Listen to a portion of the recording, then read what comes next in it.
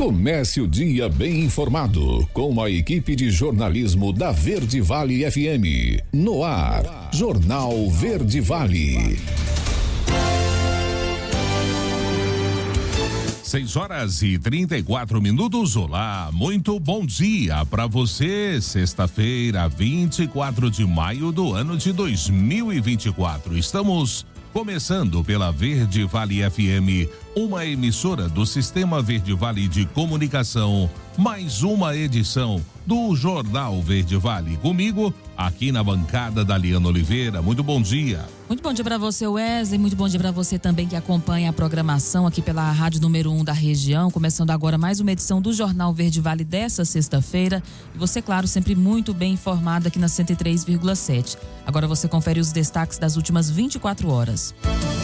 Jornal Verde Vale. Governo federal define nova data para o Enem dos concursos. Operação mira suspeitos de clonar cartões para fazer compras pela internet em Goiás. Grãos, projeção da safra global 23-24 sofre redução. Ministro Alexandre de Moraes quer responsabilizar Big Techs por publicações em fakes em redes sociais. Vestibular da UEG acontece neste próximo domingo. Defensor Público Geral de Goiás nomeia novos defensores e prorroga validade de concurso. Rápidos alagamentos assustam Rio Grande do Sul após novas chuvas desta semana. E pesquisa aponta relação entre cigarro eletrônico e câncer. Mega Sena, ninguém acerta 6 dezenas e prêmio acumula e vai a 47 bilhões de reais. E após um mês de onda de calor, o Brasil deve ter chuva e frio nos próximos dias. A queda nas máximas pode ser de até 15 graus. Os detalhes destas e outras notícias você vai conferir a partir de agora, aqui no Jornal Verde Vale. A notícia em primeira mão. Jornal Verde Vale. Jornal Verde Vale. Verde Vale. Notícias do Brasil. 6h36. Uma ótima manhã de sexta-feira para você. Sejam todos bem-vindos e bem-vindas a mais uma edição do nosso Jornal Verde Vale. Olha, o Ministério da Gestão divulgou ontem a nova data para o concurso público nacional unificado, que ficou conhecido como Enem dos concursos. As avaliações vão acontecer no dia 18 de agosto em 228 cidades do país. A prova vai reunir mais de 2.100.000 candidatos e oferecerá 6.640 vagas para 21 órgãos da administração pública federal. Segundo o Ministério da Gestão, em breve o cronograma completo será divulgado. Antes, as avaliações iriam acontecer no dia 5 de maio, mas foram adiadas devido às fortes chuvas no Rio Grande do Sul. Todos os 18.757 malotes de prova foram recolhidos em todo o Brasil e enviados para um local seguro. Ainda segundo o Ministério, os malotes foram checados um a um por membros da rede de segurança e foi identificado que não houve qualquer violação. Agora, o órgão vai começar o diálogo institucional para garantir os locais de prova, priorizando a manutenção dos locais definidos anteriormente. No caso do Rio Grande do Sul, haverá um diálogo especial para garantir o acesso das pessoas inscritas no estado. Os candidatos terão de acessar novamente os cartões de prova para confirmar se o local de prova foi mantido ou alterado. Um novo cartão de confirmação de inscrição do Enem dos concursos com os detalhes sobre locais de prova será divulgado no dia 7 de agosto. E mais de 1 milhão de motoristas profissionais das categorias C, D e E devem ser multados nos próximos dias pela falta do exame toxicológico, segundo números da Secretaria Nacional do Trânsito. O prazo para condutores com carteiras que vencem entre janeiro e junho terminou em 30 de abril. Outros 2 milhões com CNH com vencimento entre julho e dezembro podem fazer o teste até o dia 31 de maio. Com o fim do primeiro prazo, os departamentos estaduais de trânsitos, DETRAN, já começaram a multar os motoristas que estão irregulares. O estado de Minas Gerais saiu na frente e já autuou mais de 53 mil motoristas. Outras unidades da federação devem notificar os motoristas nos próximos dias. O exame utilizado para detectar a presença de substâncias tóxicas e drogas no organismo é obrigatório desde 2015 para motoristas que conduzem veículos de grande porte ou transporte de passageiros, como caminhões, ônibus e vans. As penalidades incluem multa de R$ 1.467,35 e a perda de 7 pontos na carteira. 6h39, rápidos alagamentos estão assustando o Rio Grande do Sul após as novas chuvas que caíram no estado durante esta semana. Diego Brião é quem traz os detalhes. As enchentes que sequer tiveram fim em muitos pontos do estado do Rio Grande do Sul ganharam companhia na lista de adversidades na região. Novas chuvas e alagamentos, entre outros problemas, multiplicaram-se no decorrer da quinta-feira. Na região metropolitana da capital Porto Alegre, por exemplo, houve registros de alagamentos, especialmente a partir do colapso de bueiros em cidades como Canoas e Guaíba, que já haviam sido duramente afetadas pelas enchentes das últimas semanas. Deslizamentos de terra também ocorreram na região. Em Porto Alegre, a zona centro-sul e a zona sul da cidade, principalmente em locais próximos ao Lago Guaíba, que fica situado no que seria a faixa oeste da cidade, os transtornos foram generalizados. Inclusive ruas que não haviam sido alcançadas pelo avanço das águas do Guaíba acabaram tomadas pelo transbordamento de bueiros e pela água da chuva. Na zona sul da cidade, os relatos são variados dos problemas causados pelas chuvas e novas inundações, como no caso do operário da construção civil Carlos Augusto. E tentei passar aqui por uma rua aqui na Cavalhada e fiquei com o carro ilhado dentro da água. Tive a ajuda dos moradores aqui da volta aqui, que ajudaram a empurrar meu carro até a calçada, e agora estou esperando um socorro aqui. Foi rápido, foi de uma hora para outra. Paulo Stibe, proprietário de uma revendedora de carros no sul da capital gaúcha, preocupou-se com o avanço das águas. Esse arroio ele sempre transborda, né? Mas ela nunca vem tanto assim, né?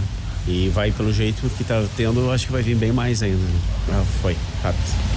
Muito rápido. O empresário Paulo Bento compara a elevação do nível das águas na quinta-feira com o que ocorreu nas inundações das semanas anteriores. Foi muito rápido, a água começou a subir assim, em questão de 30 minutos ela estava quase na cintura. Hoje foi algo muito diferente, não foi nem perto do que aquele monte de chuva que deu antes, né? Alagou mais hoje, bem mais. Gilberto Sleifer, proprietário de um mini mercado em um bairro próximo ao centro da cidade, ainda busca recuperar as perdas causadas pelas inundações passadas.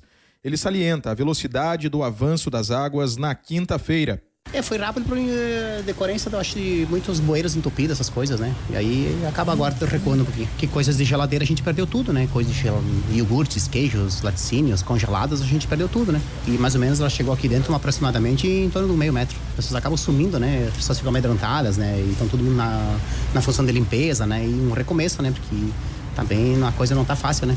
Segundo informa a Metsul Meteorologia, em 12 horas as precipitações chegaram a 100 milímetros em Porto Alegre.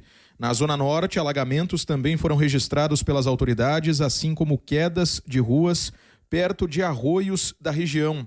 Entre as cidades de Lajeado e Arroio do Meio, no interior do estado, na região Centro-Serra, uma travessia provisória foi levada pelas águas do rio Forqueta. Agência Rádio Web, de Porto Alegre, Diego Brião. Jornal Verde Vale. Notícias de Goiás. 6h42. Uma operação da Polícia Civil cumpre mandados na manhã desta quinta-feira, cumpriu, aliás, contra um grupo suspeito de clonar cartões para fazer compras pela internet em nome de diversas vítimas em Goiás. Ao todo, 5 mandados de busca e apreensão foram cumpridos em Goiânia, Aparecida de Goiânia. Ainda não se sabe quantas pessoas podem ter sido prejudicadas pelos estelionatários. As investigações que levaram à operação Compra Cancelada são coordenadas pela Delegacia Estadual de Repressão a Crimes Cibernéticos. E 5 pessoas foram presas, suspeitas de estelionato por fraudar a venda de 71 terrenos em Goiânia, Trindade e Goianira, para uma única vítima. Segundo a Polícia Civil, R$2 milhões em bens foram sequestrados dos suspeitos. A Operação Neverland Terra do Nunca foi coordenada pela Delegacia Estadual de Investigações Criminais na quarta-feira. Além das 5 prisões temporárias, 5 mandados de busca e apreensão foram cumpridos. Os nomes dos investigados ainda não foram divulgados. E o motorista de uma ambulância da cidade de Fazenda Nova foi preso em Goiânia na tarde da última quarta-feira. Segundo a Polícia Militar, ele estava transportando, acreditem vocês, 11 tabletes de maconha no veículo. O caso aconteceu no Jardim Leblon, na capital. A prisão ocorreu após uma denúncia anônima. Os policiais abordaram o veículo e durante a busca encontraram uma caixa no banco do motorista contendo as drogas. Os entorpecentes estavam embalados e prontos para a venda. Ainda de acordo com a PM, a droga sairia de Goiânia rumo a uma cidade do interior. O governador Ronaldo Caiado se reúne com membros da Comunitas para falar sobre a atual situação econômica do estado. Vamos conferir nessa matéria. O governo de Goiás se reuniu com o coletivo Comunitas na tarde desta quarta-feira. Um dos temas em pauta foi o balanço das ações realizadas na gestão de Ronaldo Caiado com o apoio do grupo. Nós fomos o primeiro estado, pós Rio de Janeiro, tá certo, a entrar no regime de recuperação fiscal. Aí foi um outro momento que o estado viveu. O estado pagava 3 bilhões e 200 milhões de reais de juros, tá certo? E nós tivemos a oportunidade de começar a pagar 400 milhões de reais e hoje nós pagamos 1 bilhão e 700 milhões numa fase gradual e o estado já em passo avançado para sair do regime de recuperação fiscal, já finalizando este ano, o ano de 2023, já com um caixa de 12 bilhões e 200 milhões de reais em caixa. Na ocasião, a CEO da Comunitas, Regina Esteves, destacou a importância da organização que promove a parceria de empresas e diversos setores em prol do desenvolvimento sustentável do país. Todas as frentes que nós apoiamos o governo, elas tiveram continuidade, tiveram transformações e tiveram impacto. Quando a gente vê os indicadores de saúde, educação, os indicadores sociais do estado de Goiás, realmente o governo cumpre como um grande exemplo de como você pode ter uma gestão pública eficiente voltada para o cidadão. Durante a reunião, o governador Ronaldo Caiado fez questão de frisar principalmente o investimento do estado em áreas-chave como saúde, educação, segurança pública, saneamento e equilíbrio financeiro. É de uma importância, gente, que vocês não podem imaginar, quando a presença de vocês dá uma credibilidade para a população, dá uma credibilidade à mídia, dizendo, olha, a Comunitas vem, a Comunitas está. Isso dá uma segurança para qualquer um que está iniciando um governo como eu iniciei. Isabela Mendes, da Agência Brasil Central. Jornal Verde Vale. Esportes. 6h46. E o Goiás está nas oitavas de final da Copa do Brasil. O Esmeraldino perdeu para o Cuiabá no jogo de volta por 1-0 na Arena Pantanal, mas contou com a vitória pelo mesmo placar na ida para levar a decisão para os pênaltis. Nas penalidades, o goleiro Tadeu defendeu 3 cobranças e carimbou a classificação para a próxima fase. No tempo regulamentar, o Cuiabá balançou a rede na marca dos 34 minutos do segundo tempo. Bruno Alves apareceu na segunda trave para empurrar para o fundo do gol. Nos pênaltis, Max, Clayson e Lucas Mineiro desperdiçaram para o Cuiabá. Do lado do Goiás, só Rafael Gava não converteu a sua cobrança. O Goiás aguarda o sorteio a ser realizado pela CBF para conhecer o seu adversário nas oitavas de final da Copa do Brasil. O Esmeraldino embolsou mais R$3.465.000 pela classificação.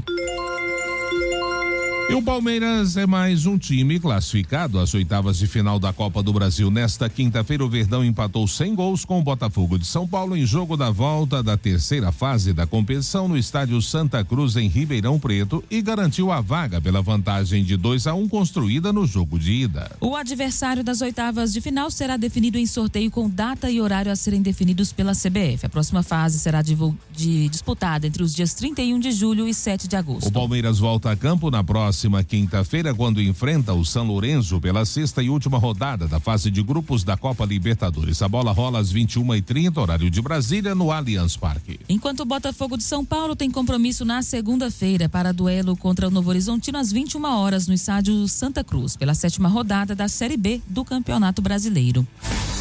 Jornal Verde Vale. Agronegócios. 6h48. E o ritmo de negócios envolvendo o boi gordo no mercado físico nacional está lento e a pressão sobre os valores de animais para abate se mantém. O resultado são novas baixas diárias nos preços da arroba, as diferentes praças, acompanhadas pelo Centro de Estudo Avançado em Economia Aplicado, CEPEA. Com clima mais seco na maior parte das regiões, pecuaristas consultados pelo CEPEA, que ainda tem lotes prontos para venda, têm tido dificuldade para resistir aos valores menores propostos pela indústria. Na parcial de maio até o dia 22, o indicador do boi gordo CEPEA na Bolsa Brasileira, que tem como referência o mercado paulista, acumula uma queda de 2,46%. O valor médio da arroba registrado nessa data foi de R$ 223,70, livre de FUN rural. As exportações da carne bovina in natura vêm registrando bom desempenho em maio, conforme apontam dados da SECEX. Os embarques diários apresentam uma média de 10.694 toneladas até o dia 17 desse mês, totalizando 128.033 toneladas no período. O ritmo atual de escoamento está acima do observado em abril de 2024, quando os embarques diários tiveram uma média de 9.456 toneladas e também de maio do ano passado, quando esteve em 7.656 toneladas. A notícia em primeira mão. Jornal Verde Vale. Jornal Verde Vale. Verde Vale. Notícias do Brasil. 7h05, já de volta com o segundo bloco do Jornal Verde Vale dessa sexta-feira.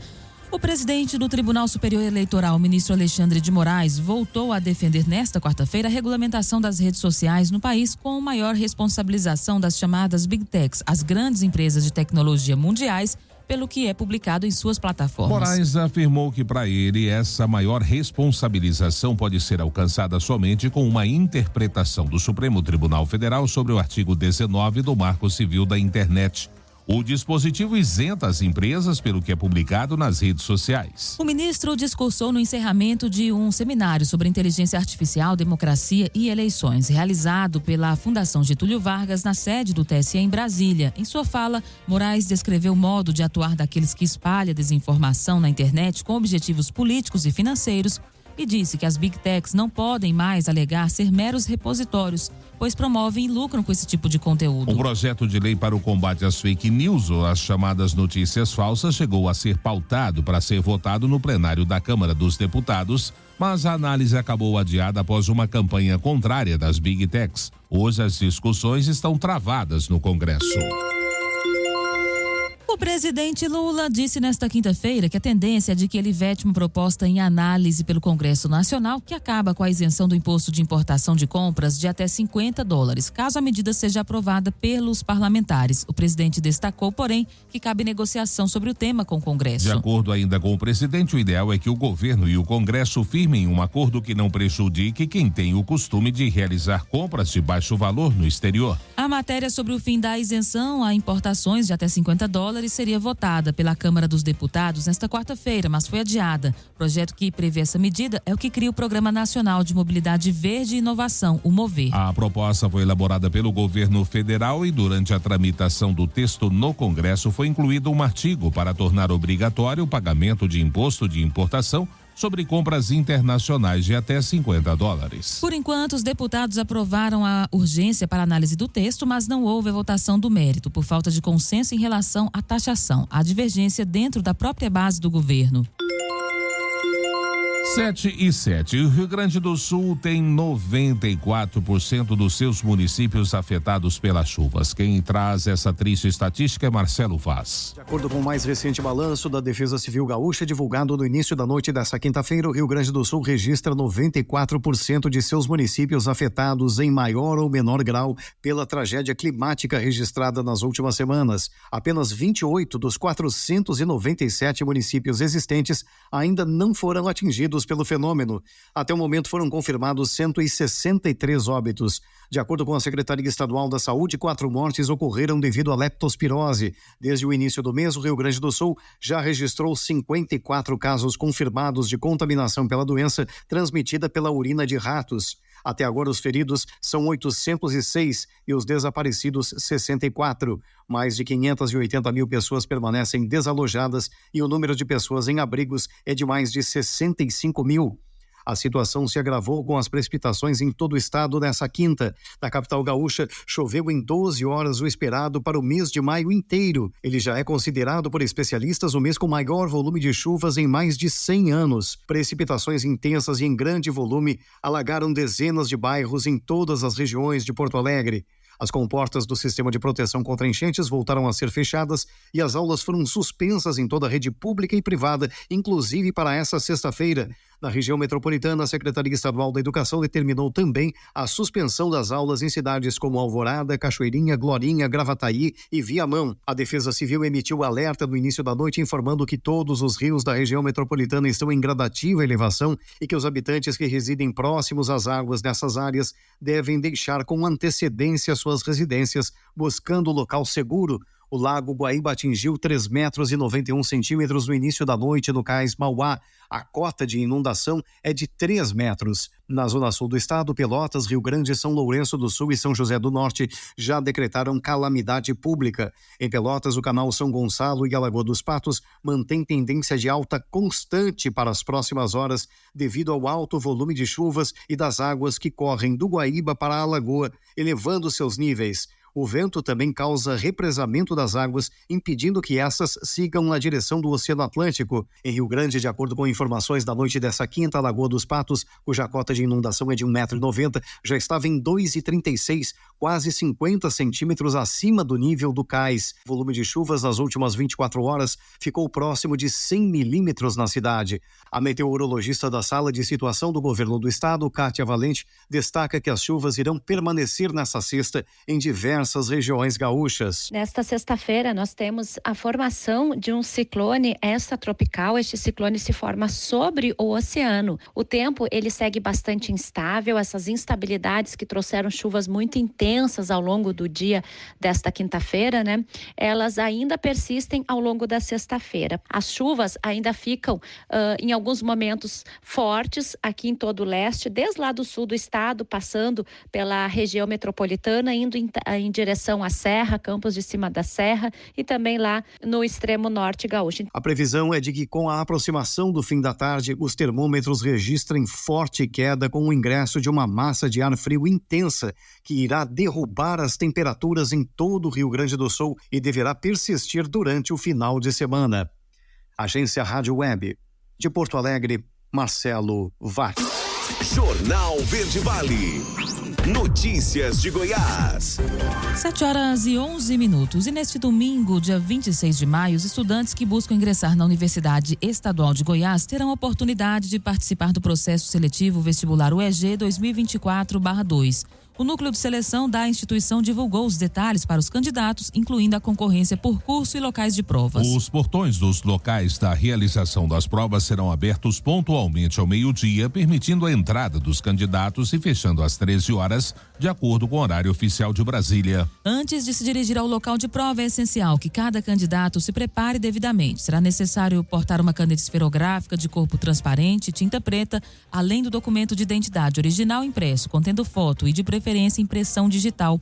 Documentos digitais não serão aceitos. É necessário também ter o comprovante de inscrição nas mãos. É vital estar atento às orientações específicas da UEG para o dia do exame. Não será permitida a entrada de candidatos portando bebidas ou alimentos em recipientes não transparentes.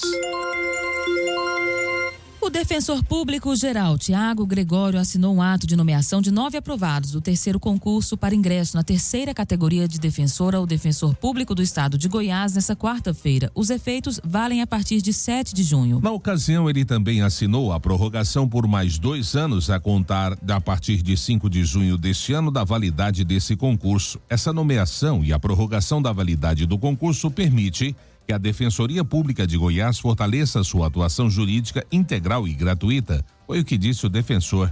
Hoje a DPE de Goiás está em 7 das 120 comarcas goianas. Ele afirma que para chegar a todas as comarcas é necessário ampliar o número de defensoras e defensores públicos.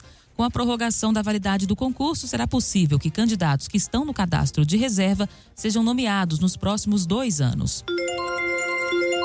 E o governador Ronaldo Caiado vai protagonizar a próxima leva de pílulas do União Brasil que serão veiculadas em todo o país. Com direito a 40 inserções, a direção nacional do partido decidiu franquear 18 delas aos estados e usar as outras 22 para dar visibilidade a Caiado. Desde que Antônio Rueda assumiu definitivamente a presidência da sigla em março, o goiano passou a ser tratado internamente como pré-candidato a presidente da República. O senador pela União Brasil, Sérgio Moro, afirmou ontem que não pretende se candidatar à presidência da República em 2026 e deve apoiar o nome do colega de partido, o governador de Goiás, Ronaldo Caiado, na disputa. A declaração foi dada durante uma coletiva de imprensa em Brasília após a absolvição pelo Tribunal Superior Eleitoral em ações que pediam a cassação do seu mandato. E mais detalhes sobre a realização do vestibular da UEG, nós vamos conferir agora nessa matéria de Marcelo Tavares. As provas do vestibular de meio de ano da Universidade Estadual de Goiás serão realizadas neste domingo, dia 26 de maio. Os portões dos locais de realização das provas serão abertos ao meio-dia para a entrada dos candidatos e fechados à 13h no horário oficial de Brasília. O candidato deverá comparecer munido de caneta esferográfica transparente e de tinta preta, além de documento de identidade impresso oficial e original que contenha foto e, preferencialmente, impressão digital. Não serão aceitos documentos digitais e o candidato deve levar também o comprovante de inscrição. Não será permitida a entrada de candidatos na sala de provas portando bebidas ou alimentos em recipientes ou embalagens que não sejam fabricados com material transparente. Os alimentos poderão estar acondicionados em sacos plásticos totalmente transparentes. A embalagem ou recipiente não será fornecida pela UEG. Os candidatos com cabelos longos devem comparecer com os cabelos presos, deixando as orelhas à mostra. De Goiânia, Marcelo Tavares para a agência Cora de Notícias. Jornal Verde Vale. Esportes.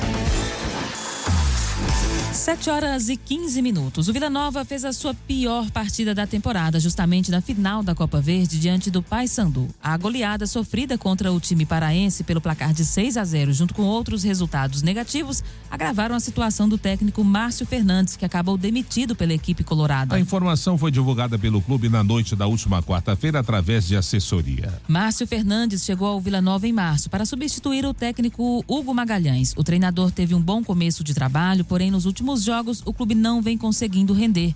No total, o treinador dirigiu o clube em 14 jogos, com 6 vitórias, 1 empate e 7 derrotas. No total, um aproveitamento de 45,23%. E o Bahia venceu o Criciúma por 2-0 em partida disputada no estádio Heriberto Rios, em Santa Catarina. O empate já era suficiente para classificar o tricolor baiano, que reforçou a vaga nas oitavas de final da Copa do Brasil com gols de Carlos de Penha e Jean Lucas, ambos já no fim da partida. O jogo desta quinta-feira teve poucas emoções, com mais cara de pontos corridos do que de mata-mata. O Tigre, mesmo precisando reverter a desvantagem no placar, criou pouco e quando conseguiu balançar as redes, tinha jogadores em posições irregulares. O Bahia volta a campo agora já no domingo, às 18 horas, horário de Brasília, quando recebe o CRB na Arena Fonte Nova, em Salvador.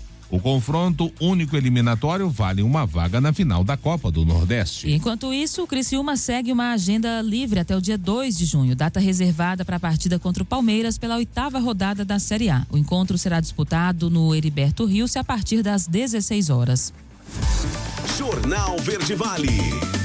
Agronegócios. 7h17. O Conselho Internacional de Grãos reduziu sua previsão para a produção global de grãos 2023-24 de 2,301 bilhões de toneladas no mês passado para 2,297 bilhões de toneladas agora em maio, com a perspectiva de menor oferta de sorgo e cevada. Contudo, segundo um levantamento do IGC publicado nesta quinta-feira, o volume projetado fica acima do estimado para 2022-23 de 2.266 bilhões de toneladas. Para 24-25, a projeção da safra mundial foi reduzida em 10 milhões de toneladas para 2,312 bilhões de toneladas, considerando cortes para o milho na Argentina e na África subsaariana e também menores safras do trigo na Rússia, na Ucrânia e nos Estados Unidos. A projeção da produção da soja em 23-24 subiu 1 milhão de toneladas para 391 milhões de toneladas, enquanto a estimativa de consumo global foi levemente reduzida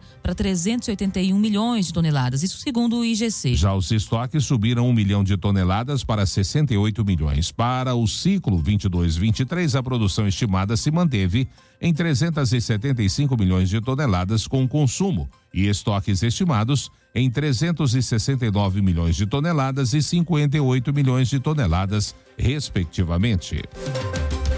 Jornal Verde Vale. Verde Vale. Notícias do Brasil. 7h19. E depois de um mês com a atuação de mais uma onda de calor aqui no Brasil, o país deve registrar temperaturas abaixo da média nos próximos dias. Segundo a Climatempo, uma nova e forte frente fria deve entrar pelo país a partir de hoje, sexta-feira, trazendo chuva e frio principalmente para os estados do Centro-Sul. A sequência de frentes frias que passaram pelo Brasil desde o dia 10 foi a responsável por enfraquecer e quebrar o bloqueio atmosférico instalado sobre o país desde 22 de abril. Apesar de não terem conseguido manter as temperaturas baixas por muitos dias, elas fizeram com que o sistema de alta pressão se deslocasse para o oceano. E com isso, o país retorna a uma condição de maior normalidade, na qual as frentes frias chegam pelo sul e conseguem avançar para as demais regiões. De acordo ainda com a Climatempo, a nova frente fria se formou entre o Rio Grande do Sul e o Paraguai e se desloca rapidamente pelo sul. Ainda nesta sexta-feira, o sistema chega ao sudeste, avançando por São Paulo e pelo Espírito Santo no sábado. A massa de ar polar deve trazer a chuva e o frio para todos os estados do sul, São Paulo, sul do Rio de Janeiro e de Minas Gerais e sul dos estados do Centro-Oeste. Mais de 150 milhões de brasileiros vão às urnas em outubro. O uso de inteligência artificial e fake news preocupa especialistas. Detalhes com Milena Abreu. 2024 é ano de eleições. Em outubro, mais de 153 milhões de brasileiros vão às urnas para escolher novos prefeitos, vice-prefeitos e vereadores. Nos meses que antecedem o pleito, temas que podem impactar o processo de alguma maneira ganham força. Há poucos dias, por exemplo, a Ordem dos Advogados do Brasil, Seção São Paulo, realizou o 2º Congresso Paulista de Direito Eleitoral. Pré-campanha, propaganda eleitoral, igualdade de gênero nas candidaturas e prestação de contas dos partidos foram alguns dos temas debatidos com o objetivo de aperfeiçoar a experiência de sucesso que o Brasil já tem em conduzir eleições democráticas, como destaca o vice-presidente da Seccional Paulista da Ordem, Leonardo Sica. Esse ano nós temos eleições municipais, que são as eleições que mais impactam a vida do eleitor, né? Só aqui em São Paulo são mais de 600 municípios que vão escolher prefeitos, vereadores, e isso mobilizará milhares de candidatos a vereadores e centenas, um pouco mais de 1.000, 2.000 candidatos a prefeito. Então é uma eleição de muita capilaridade. Então é muito importante que a população esteja muito consciente das regras e dos temas que vão ser discutidos nas suas cidades. Um dos temas que é foco dos especialistas em direito eleitoral neste momento é a inteligência artificial. O direito eleitoral, como todos nós, está assustado com a inteligência artificial e é natural que algo tão potente cause essa reação de susto. O direito eleitoral está se movimentando rapidamente. A gente fez um congresso aqui na OAB, onde o tema foi discutido. O direito eleitoral costuma ser muito dinâmico, mas o grande desafio eleitoral, social, cultural, profissional do momento é entender o que é inteligência artificial e determinar os limites de uso, né? Onde ele pode, ele não pode ser usado. E o direito eleitoral acho que vai ser o carro-chefe. Vai ser quem primeiro vai nos dar essas definições. Para Leonardo Sica, um dos principais desafios do processo eleitoral este ano, assim como foi em eleições recentes, são as redes sociais e a disseminação de fake news, já que a desinformação pode influenciar o eleitorado, distorcer o debate político e prejudicar candidatos. É muito difícil regular essa matéria. Eu acho que a regulação que existe ela não é suficiente, mas eu acredito que nenhuma regulação seja suficiente para lidar com um fenômeno tão dinâmico, tão veloz e tão complexo, que é a capacidade das pessoas espalharem mentira. É disso que nós estamos falando, né? Primeiro, saber o que é mentira e o que não é já é difícil. Regular o que é mentira e o que não é difícil. Então, eu acho que o que falta é o seguinte: falta desenvolver padrões culturais, especialmente na internet, de entender o que são fontes seguras, o que são fontes confiáveis, e depois meios de investigação. O que importa aqui é a rapidez. Você tem uma mentira circulando, se ela circular algumas horas é uma coisa, se ela circular alguns dias é outra. Então o que a gente tem que aperfeiçoar no aparato regulatório são os meios de investigar, apurar e rapidamente retirar a mentira de circulação. Vale lembrar que já estão em vigor restrições maiores em relação ao uso de mídias sociais no processo eleitoral deste ano. Plataformas como o X, o antigo Twitter, e o YouTube, por exemplo, não permitem mais que conteúdos políticos sejam pagos. O vice-presidente da OAB São Paulo, Leonardo Sica, acredita que o eleitor deve ficar atento à legislação eleitoral. Esse conhecimento vai nortear o eleitor na hora de escolher o seu voto. Candidatos que violam regras podem, na avaliação de Sica, não ser tão confiáveis. Da Rádio 2, Milena Abreu. 7h23, último intervalo do Jornal Verde Vale desta sexta-feira. No próximo bloco, pesquisa aponta a relação entre cigarro eletrônico e o câncer. E Mega Sena, ninguém acerta 6 dezenas e o prêmio acumula em 47 milhões de reais. Claro, também espaço para as nossas notícias locais, por isso não saia daí. A gente volta já, trazendo tudo em detalhes para você logo após o intervalo comercial. Jornal Verde Vale. Jornal Verde Vale. Verde Vale. Notícias do Brasil. 7h34, já voltamos com o Jornal Verde Vale desta sexta-feira, 24 de maio, aqui pela Verde Vale FM, uma emissora do Sistema Verde Vale de Comunicação. Olha, as pessoas que pararam de fumar e passaram a consumir cigarros eletrônicos têm maior probabilidade de desenvolver câncer de pulmão do que aquelas que não usam os vapes. Isso de acordo com um estudo realizado na Coreia do Sul, divulgado esta semana. E esse é o primeiro grande estudo de base populacional que demonstra o aumento do risco de câncer de pulmão em usuários de cigarros eletrônicos após a cessação do tabagismo. É o que disse Yeon Woo Kim, que liderou o estudo no Hospital da Universidade Nacional de Seul. Os pesquisadores examinaram na Coreia do Sul 4.329.288 indivíduos que tinham um histórico de tabagismo convencional. Eles fizeram análises em 2 momentos, 2012 a 2014 e depois em 2018, além de um acompanhamento em dezembro de 2021. No momento da leitura de acompanhamento, os pesquisadores descobriram que 53.354 indivíduos haviam desenvolvido câncer de pulmão e 6.351 haviam morrido da doença no período intermediário. Os ex-fumantes de cigarros convencionais que adotaram cigarros eletrônicos apresentaram o maior risco de diagnóstico de câncer de pulmão e morte relacionada à doença do que os ex-fumantes que pararam de fumar e também evitaram os cigarros eletrônicos.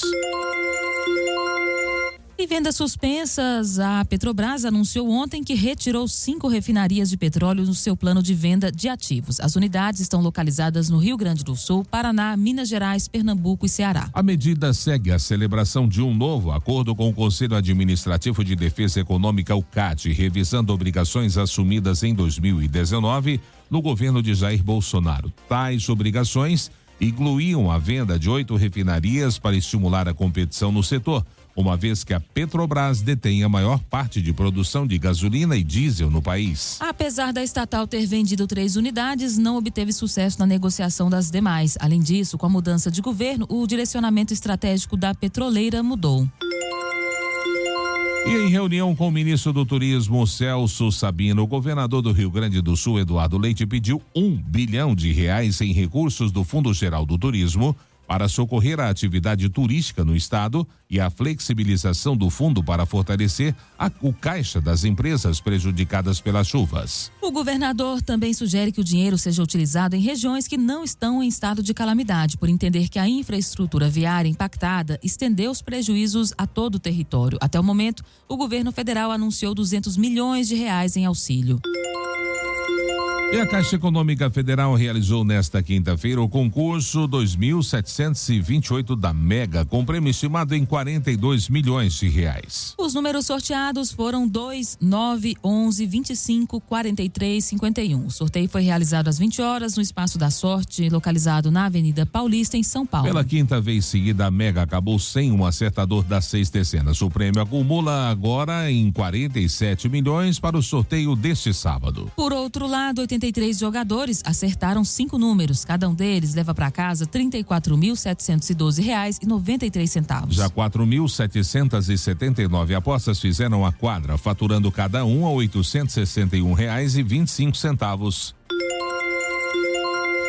E uma estimativa aponta 1.700.000 casos de glaucoma no Brasil. Quem traz os detalhes desse levantamento é Eduardo Kowaleski. Mais de 1.700.000 pessoas devem ter glaucoma no Brasil. A estimativa é do CBO, Conselho Brasileiro de Oftalmologia, com base em informações de especialistas. Pelos cálculos, 2% da população acima de 40 anos pode apresentar quadros dessa doença. O glaucoma é a maior causa de cegueira irreversível no mundo. A campanha 24 Horas pelo Glaucoma, organizada pelo CBO e pela Sociedade Brasileira de Glaucoma, promove a conscientização sobre a doença em um evento evento online no dia 25 de maio. A médica Amanda Meirelles, campeã do Big Brother Brasil 23, apoia a campanha e deixa um recado. A doença ela se desenvolve em decorrência de uma alteração no nosso nervo óptico que o torna mais frágil. Entre os fatores de risco para o glaucoma estão a pressão intraocular elevada, fazer o uso de medicamentos à base de corticoide e tem outras doenças como diabetes, problemas cardíacos e hipertensão, que é a pressão alta. Por isso, é fundamental a prevenção. Faça isso por você. Visite regularmente o médico oftalmologista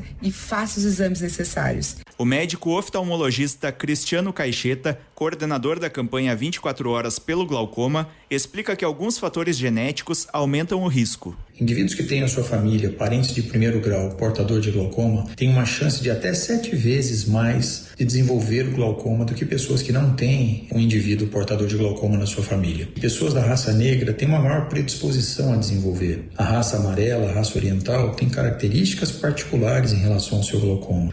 É importante também a gente lembrar de altas ametropias, como alta miopia. Isso é um fator de risco para glaucoma. Pacientes portadores de diabetes também podem ter um risco maior a desenvolver glaucoma. Por recomendação do CBO, o Brasil instituiu desde 2008 o Programa de Atenção ao Paciente Portador de Glaucoma, que fornece gratuitamente pelo SUS colírios de primeira, segunda e terceira linhas para o tratamento da doença. Entre 2019 e 2023, os tratamentos clínicos e cirúrgicos beneficiaram em média quase 300 mil pacientes por ano em todas as regiões.